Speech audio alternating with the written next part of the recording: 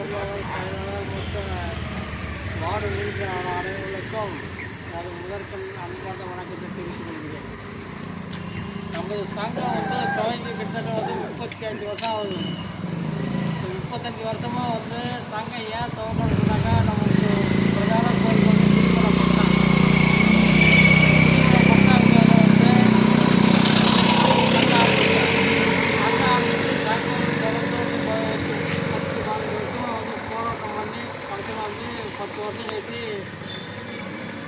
நம்ம சங்கத்துக்காக சட்டமன்ற உறுப்பினருக்கு மனு கொடுத்து சட்டமன்ற உறுப்பினர் மூர்த்தி அவருக்கும் பட்டம் வாங்கி கொடுத்து ஏற்பு பண்ணார்.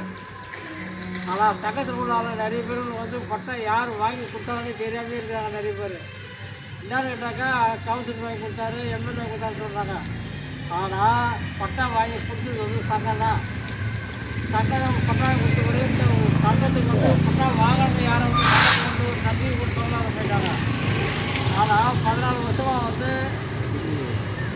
விடுபடப்பட்ட பட்டா சட்டத்து மூலயமா அவங்க இதுவரைக்கும் பட்டா கொடுக்குற மாதிரி இல்லை. இப்போ என்ன கொடுத்துருக்காங்கன்னு சொன்னாக்கா இந்த ஏரியா பிரிட்டி ஏரியா பட்டா குடிக்க முடியாதுன்னு சொல்லிட்டு தாசில்தார் கற்று கொடுத்துருக்காரு.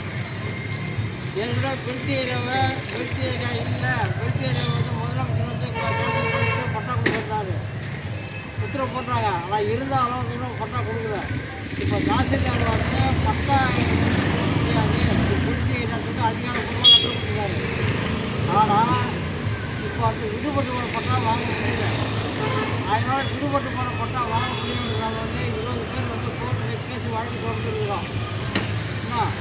சட்டத்துக்கு சட்டத்துக்கு யாரும் சட்டப்பட்டு வரல. தனிநபரை 20 பேர் பேரை கொடுத்து கோர்ட்டில் வழக்கு பதிவு பண்ணியிருக்காங்க. இதெல்லாம் இந்த நேரத்தில் நான் தெரிவித்துக்கிறேன். வேறு யாராவது பட்டாவுக்காக கோர்ட்டில் பதிவு பண்ணணும் கேட்டு போனோம்னாக்கா அவங்க பேர் அவங்க ஆதார் கார்டு, ஓட்டு ஐடி, ரேஷன் கார்டு எல்லாம் கேட்குறாங்க. எல்லாம் கொடுத்து.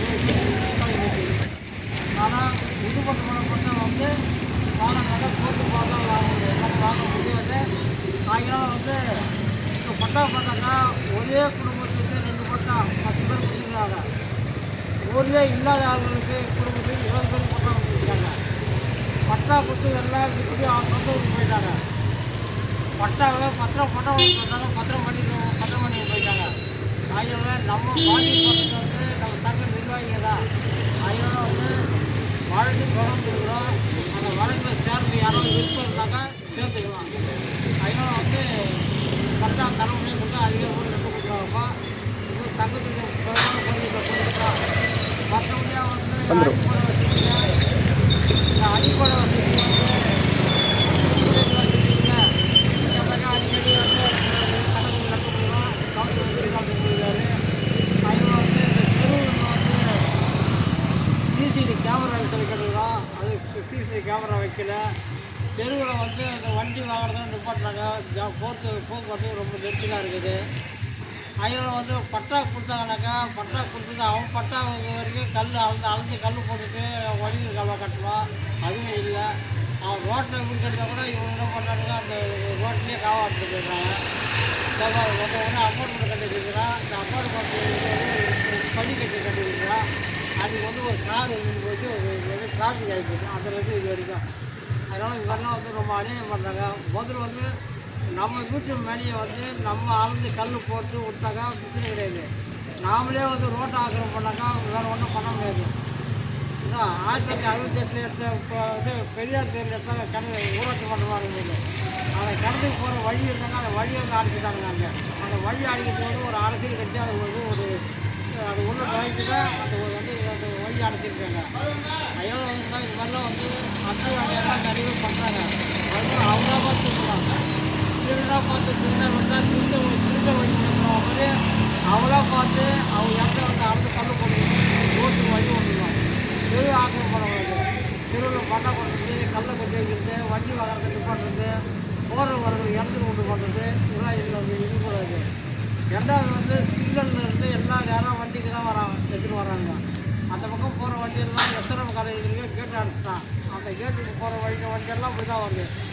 குழந்தை குஞ்சுலாம் நடந்து வந்து இந்த தெருவில் வேகத்தனம் பண்ணுறோம். நம்ம ரெண்டாவது வந்தோம்னாக்கா அந்த தெரு வந்து ஒரு வழி பாதையாக பண்ணால் நல்லாயிருக்கும். ரொம்ப சிரமப்படுறாங்க நம்ம வந்து நடந்து போகிற வழி இல்லை.